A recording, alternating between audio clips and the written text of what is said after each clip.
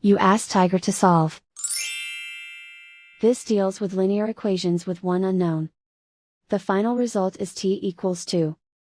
Let's solve it step by step.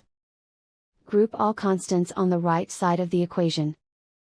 Subtract 6 from both sides. Simplify the arithmetic.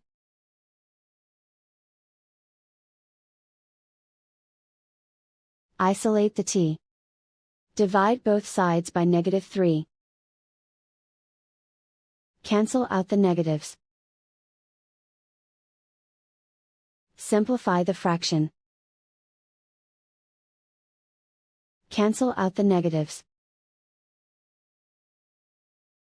Find the greatest common factor of the numerator and denominator. Factor out and cancel the greatest common factor. And so the final result is t equals 2.